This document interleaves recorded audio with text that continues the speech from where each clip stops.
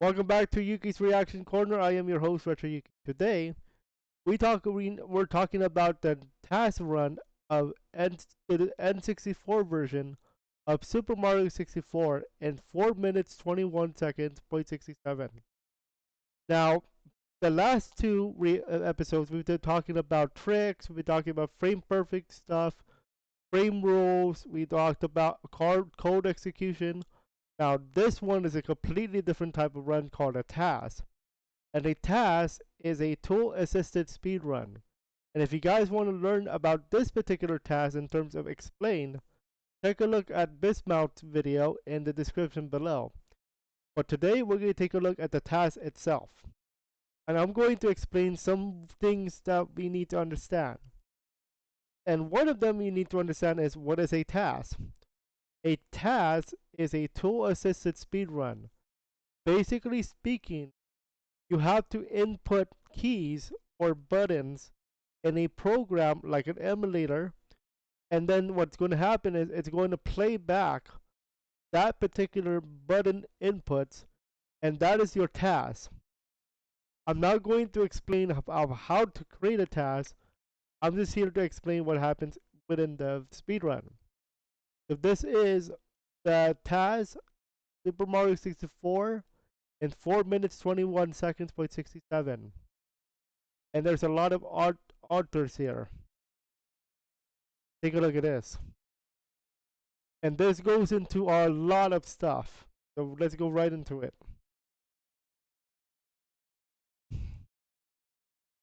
Now, nothing is going to happen new for this title screen. Title screen itself is not new. So we're going to skip ahead just a little bit here. So there's a lot. So the recorded count is 142,167. Most likely, how many button inputs?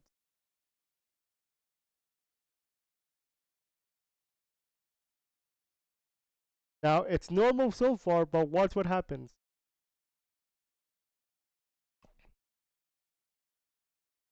By the way, go to tasvideos.org for more details on tool assisted recordings. Watch what happens here. I don't think you would see me do this. So what happened was he went to the right instead of going into the castle. Why? Because they're doing something called BLJ, or backwards long jump. Now, basically speaking, you long jump and then you reverse your direction. But you gain so much speed if you do it repeatedly. And you may have noticed some pauses. That's called pause buffering. So that you can keep your speed at the same time. Yeah, I believe he's pause buffered 4 times to keep your speed and go straight to Venice cap. Now watch what happens here. This is nuts. I've seen this before on the explain video too. Now here, there's a few things that happen. 1, he goes straight for this particular elevator. 2, he's about to change camera settings. And he's going to do another BLJ. Now watch what happens here. This is very important.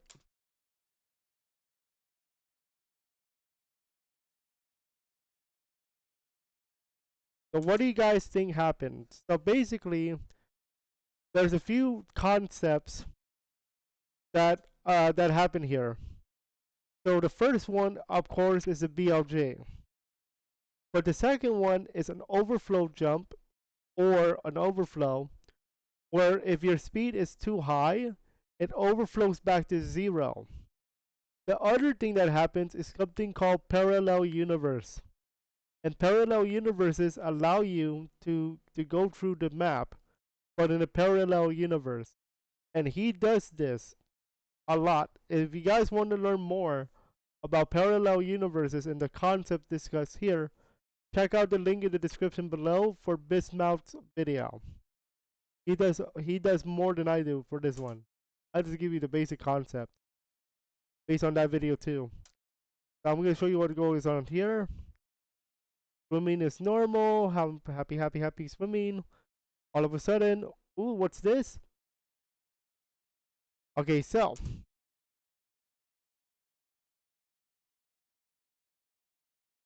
okay, let me explain what happened there. So what you saw was a few tricks in the book.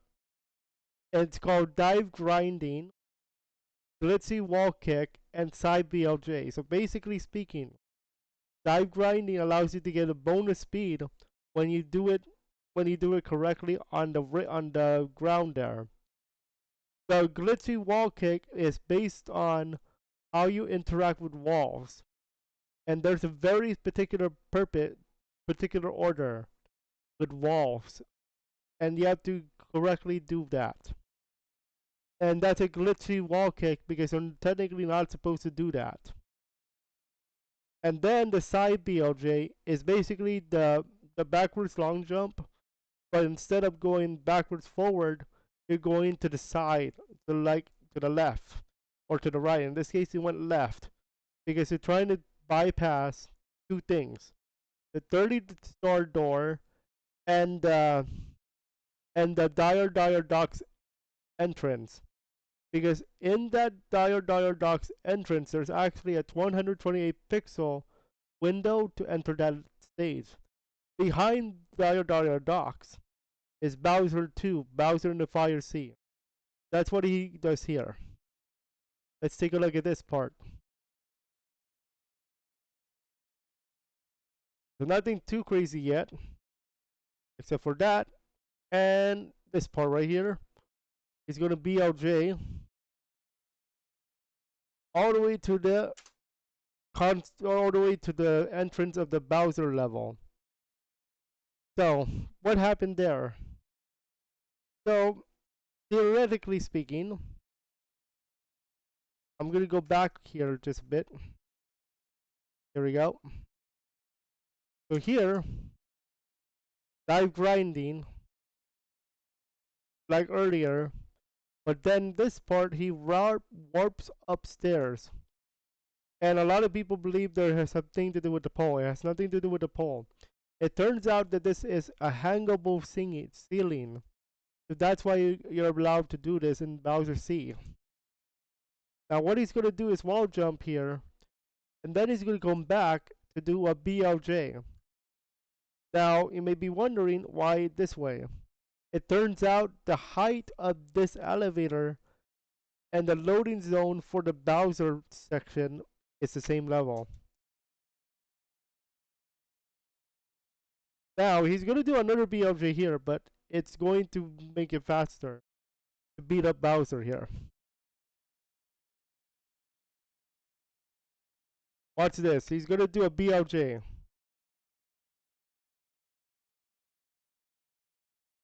And now what does that do? It speeds him up to get him to Bowser right away. And that's like the basic way of learning that.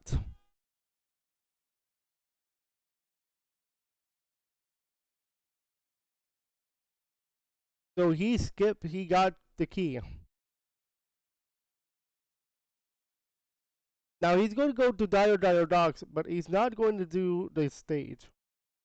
What he's going to do is exit course. So how does this work? It's basic understanding actually. But there is a rule. So in Super Mario 64, you're allowed to pause and exit course. However, there are specific actions when you can pause and exit course. One of them, however, is not BLJ. BLJ is not allowed for a pause exit course. So that's why he decided to exit course from Dire Dock Star 1. But remember, you're not going to collect a star here.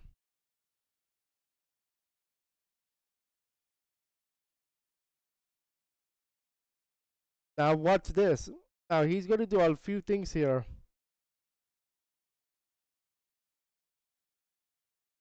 Okay, so let me explain that part the best I can.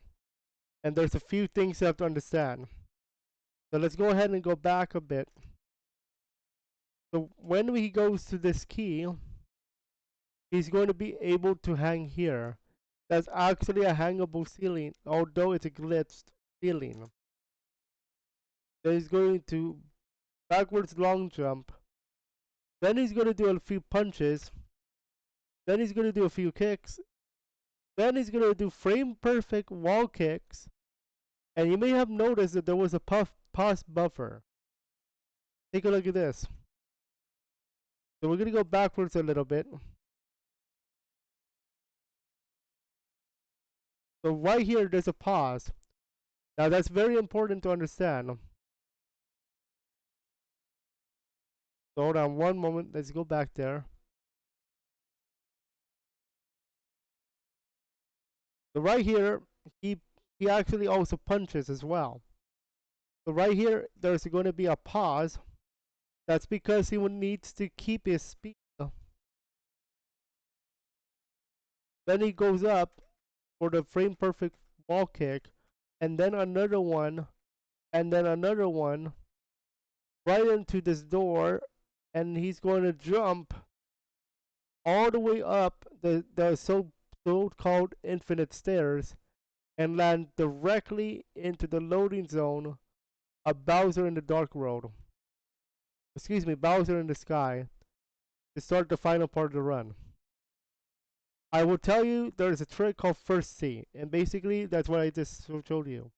First C is going to be the first frame wall kick. Now what you're about to see is everything else combined. So dive grinding there,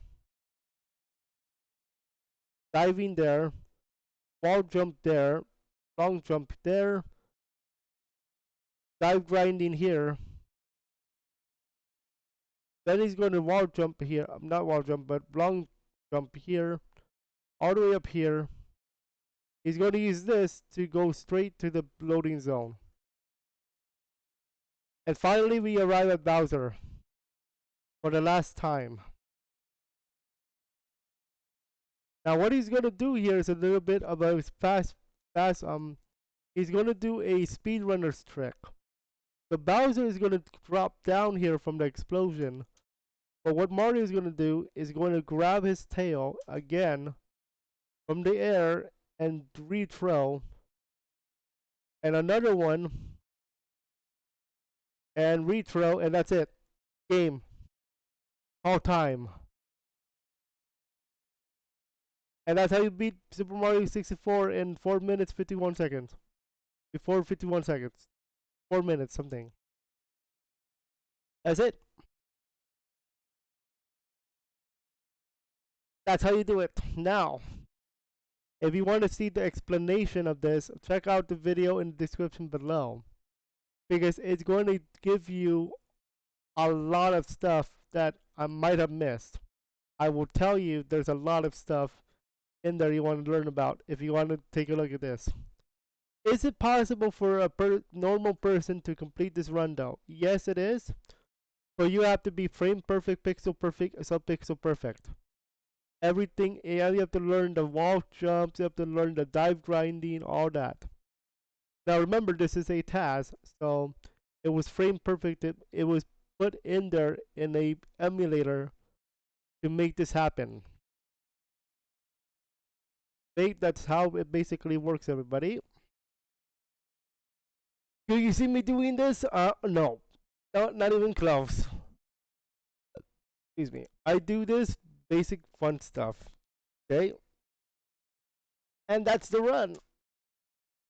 So hopefully you guys enjoyed me showing you guys that run. It is one of the most popular to watch. Now, that's how you do it. It's a parallel universe. It's overflow jumps. It's a lot of stuff. So make sure you guys check out the video I include in the description below if you guys want a more further detail about this particular run. Because it's a lot of stuff to understand. From parallel universes to overflow jumps to dive grinding, glitchy wall kicks, all that good stuff. And I believe only TAS can do it. I have a feeling though somebody in the future is gonna run this, speed run this on console. So no matter what, have fun, relax, enjoy, and that's it, y'all. We'll see you guys in our next run when we talk about Warpless. We're gonna actually react to a TAS for Super Mario Brothers 3 from the All Stars edition. We're gonna have a look at that and see how much more crazy that is. So get ready for that. That's gonna be coming up as a long video, so watch out for that. That might be a live show, so we'll see. Enjoy, everybody. Have fun and run while you speed run, everybody.